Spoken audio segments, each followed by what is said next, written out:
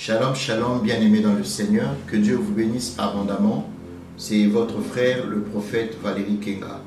Nous sommes heureux de nous entretenir avec vous encore en ce jour où le Seigneur a permis que chacun de nous puisse avoir l'occasion de pouvoir exprimer sa reconnaissance envers lui. C'est le dernier jour de l'année et nous devons en principe faire le bilan de la manière dont les choses ont pu évoluer. Il y a des choses qui ont certainement marché et d'autres qui n'ont pas marché, mais nous savons qu'au-delà de tout, Dieu demeure le maître des temps et des circonstances. Voilà pourquoi j'ai voulu que nous puissions, avant toute chose, partager cette parole de Dieu avec vous dans le livre de Romains, au chapitre 8, verset 28. Il est écrit ceci: « Toute chose concourt au bien de ceux qui aiment Dieu. » Pourquoi j'ai pris ce passage? C'est pour que nous puissions savoir que Dieu demeure le maître des temps et des circonstances, comme je l'avais dit. J'ai voulu que nous puissions avec vous analyser ce texte et comprendre quelque chose par rapport à cette fête de fin d'année, à cette fin d'année que nous sommes en train de passer. Nous finissons une année pour entrer dans une nouvelle année. La Bible dit que toute chose concourt au bien de ceux qui aiment Dieu. La première des choses, elle n'a pas dit que certaines choses, mais elle a bien dit toutes choses. Fait quoi? Concourir.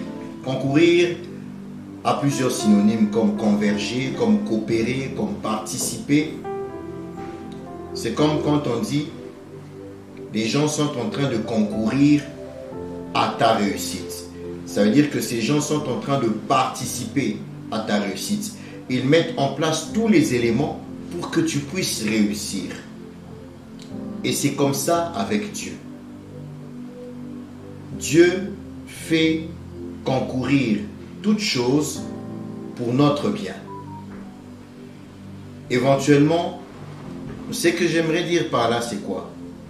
C'est que tous les événements qui te sont arrivés durant l'année 2022, Dieu a été au contrôle de ces choses-là. Que ce soit les choses que tu considères comme étant bonnes, tout comme les choses que tu considères comme étant mal, qui n'ont peut-être pas fourni des résultats. Certainement au début de l'année, tu t'étais fixé des objectifs. Tu t'étais dit que de janvier jusqu'à décembre, je dois atteindre tel objectif. Mais les choses ont fait que cela puisse être contraire peut-être aux ambitions que tu avais. Mais j'aimerais te dire que toute chose concourt au bien de ceux qui aiment Dieu. J'ai pu souligner certaines histoires dans ce texte que nous lisons. Le premier, c'est que Dieu fait tout concourir pour notre bien, comme je l'avais dit. Mais également le deuxième point, c'est que les moindres détails des circonstances de notre vie sont connus et préparés par Dieu. C'est là où je voulais dire que les choses qui ont peut-être eu des résultats, tout comme ceux qui n'en ont pas eu, Dieu les connaissait.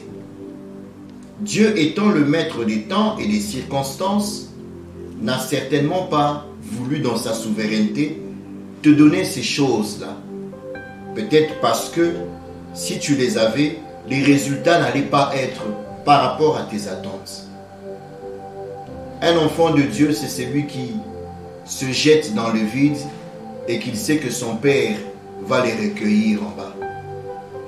Certaines choses peut-être n'ont pas donné des résultats parce que tu n'as pas associé la foi dans ce que tu as fait. Tu peux avoir associé de l'énergie dans ce que tu as fait, mais est-ce que c'était dans la volonté de Dieu?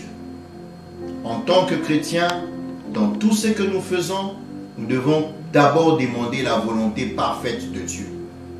Parce que notre Père nous connaît et il a le choix de ce qui est bon pour nous. Le troisième point, c'est que tout ce que Dieu a permis dans notre vie, c'est pour un but suprême et éternel. Et le but, c'est nous rendre conformes à l'image de Jésus-Christ, qui est notre Seigneur et Sauveur. Toute chose concourt au bien de ceux qui aiment Dieu. aimer Dieu, c'est quoi? Celui qui aime Dieu, c'est celui qui fait la volonté de Dieu. Matthieu chapitre 12, verset 50 nous le dit. Ce que nous voulons dire par là, chers frères, chères sœurs, c'est que tu peux avoir fixé des objectifs. Tu peux t'être dit que jusqu'à la fin de l'année, je dois atteindre ceci, je dois atteindre cela. Mais quand tu n'associes pas Dieu dans ce que tu fais, il n'y aura pas de résultats. Mais sache aussi au-delà de cela que Dieu demeure au contrôle de toutes choses. Ça veut dire que dans une chose ou dans un projet où tu n'as pas d'abord associé Dieu, sache que le résultat en tant qu'enfant de Dieu ne sera pas positif. Tu veux te lancer dans un projet, tu veux faire quelque chose, demande d'abord la volonté parfaite de Dieu. Cette année, il y a certainement des gens qui voulaient se marier, mais peut-être les moyens n'ont pas permis qu'ils puissent le faire maintenant. Mais au-delà de cela, Dieu connaît, il connaît les raisons pour lesquelles ces choses-là n'ont pas pu aboutir. Parce que, dans sa souveraineté, vous pouvez préparer votre mariage de cette année, mais certainement les résultats que vous étiez en train d'attendre ne seront pas ces résultats que vous aurez peut-être eus. Vous aurez voulu peut-être préparer un voyage, mais en allant dans ce voyage-là, les choses ne se seraient pas déroulées de la même manière que si le Seigneur l'avait permis. Nous avons déjà vu plusieurs fois, que ce soit par des images ou des illustrations, des gens qui ont tenu à voyager, mais il a raté son vol. Après, il attend que l'avion avait fait l'accident. Le fait d'avoir raté le vol n'est pas nécessairement que c'était ta volonté à toi. C'était que tu étais en retard ou quelque chose. Non, c'est que Dieu, dans sa souveraineté, t'a épargné de quelque chose. Le Seigneur peut t'avoir épargné de certaines choses dans ce que tu as eu à projeter. Mais dans tout cela, comme je le disais, vous voyez qu'il y a toujours l'amour de Dieu. Pour les gens qui aiment Dieu, Dieu fait toutes les choses en leur faveur. Il n'y a aucune chose que Dieu, que l'Éternel puisse faire, qui puisse être pour pouvoir détruire son enfant. Non. Dieu, dans sa souveraineté, a prévu pour chacun d'entre nous des plans qui sont merveilleux. Des plans qui nous amènent à notre destinée. Il n'y a que l'homme qui, par son choix, peut se détourner de la volonté ou du plan que Dieu a fait pour lui. L'occasion est pour moi de vous dire que si cette année les choses n'avaient pas abouti, quelque part, nous avons une part de responsabilité, mais nous devons savoir que Dieu est au contrôle de tout. Que l'Éternel Dieu est souverain. Que l'Éternel Dieu connaît plus que nous-mêmes ce qui est bon pour nous. Ce qui est bon pour toi, ce qui est bon pour moi. Si les choses n'ont pas abouti, les choses aboutiront une autre fois. Il y a un auteur qui disait que pour lui les échecs n'existent pas. Ce sont des expériences nouvelles de la vie. Ça veut dire que si les choses n'ont pas abouti, ce n'est pas un échec. C'est tout simplement que la procédure avait été mauvaise et qu'il fallait opérer autrement. Lorsque vous vous retrouvez devant une porte et que vous avez plusieurs clés, vous chercherez la bonne clé pour ouvrir. Il y a d'autres clés qui entrent dans les portes, mais qui n'ouvrent pas les portes. La clé peut entrer, mais ne pas tourner. C'est-à-dire que vous avez procédé de votre manière, mais peut-être sans avoir associé le Saint-Esprit.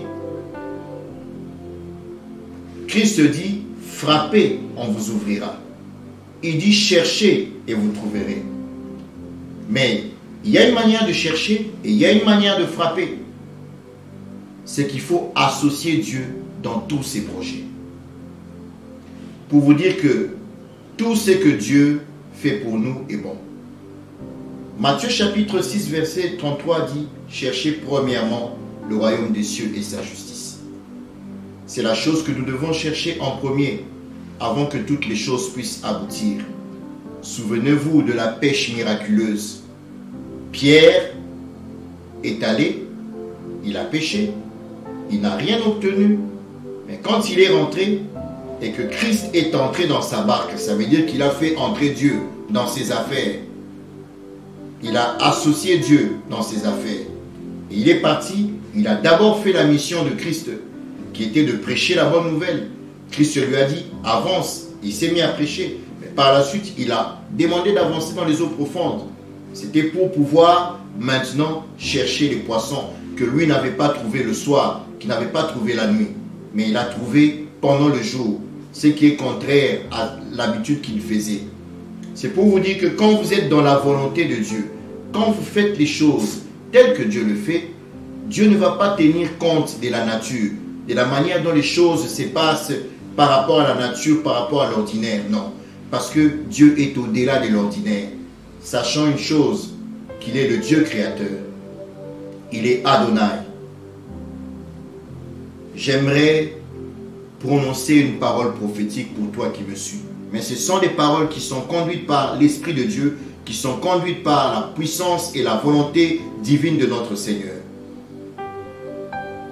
Peuple congolais, j'aimerais dire une chose.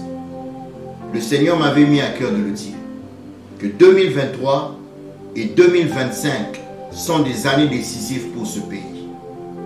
Au-delà de ce qui peut se passer, au-delà des élections, il y a un mystère, il y a une bénédiction sur le plan spirituel qui est sur le point de s'accomplir par rapport à la destinée du peuple congolais. Et c'est là en cette année 2023. Comme les gens aiment le dire, soit ça passe, soit ça casse. Il suffit pour nous d'être dans la volonté parfaite de Dieu. Dans tout ce que nous faisons, associons les seigneurs. Donc, que ce soit par rapport aux élections, associons les seigneurs. Que ce soit par rapport à la guerre qui se trouve à l'Est, associons les seigneurs.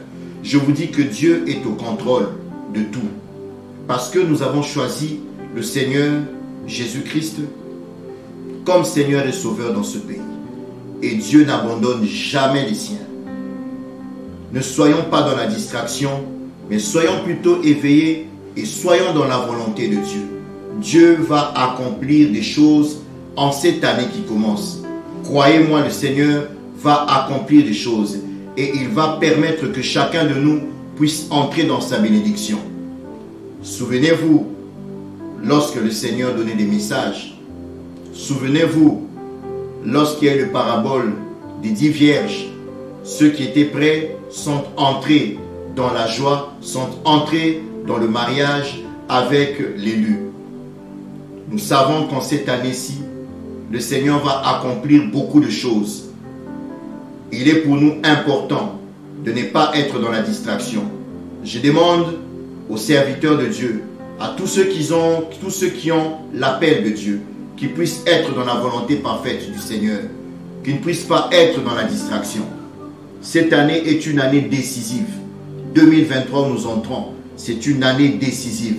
C'est une année qui va permettre le virement, qui va permettre que nous puissions prendre une direction de destination pour ce pays. Parce que le Seigneur a un plan merveilleux. Le Seigneur a un plan merveilleux. Et j'aimerais aussi dire une chose pour la population qui est à l'Est. 2025 est une année où le Seigneur va mettre les choses au clair. Que ce soit par rapport à la population, que ce soit par rapport à l'économie de ce pays. Je le dis sous le contrôle du Saint-Esprit, que le Seigneur va agir, que le Seigneur va nous faire entrer dans notre destinée. Israël est en train de pleurer, mais lorsque le Seigneur a parlé à Moïse, il a dit « J'ai entendu les cris de mon peuple ». Le Seigneur a entendu et le Seigneur a décidé d'agir. Nous devons rester dans sa présence, nous devons rester concentrés. Vous serviteurs de Dieu, ne soyons pas dans la distraction, mais soyons plutôt dans la présence de Dieu. Au-delà de tout ce qui peut se faire, de tout ce qui peut se dire, soyons concentrés. Prions pour ce pays. Prions pour cette nation. La nation congolaise a besoin de notre prière. Parce que nous savons une chose, lorsque nous aimons Dieu, lorsque nous faisons la volonté de Dieu, le Seigneur met toutes choses à notre profit. Que le Seigneur vous bénisse abondamment. Bonne fête de fin d'année et que 2023 puisse être, comme je le disais, une année d'accomplissement de la volonté parfaite de Dieu pour notre destinée, pour la destinée du peuple congolais, pour la destinée de la nation congolaise. Que le Seigneur vous bénisse abondamment.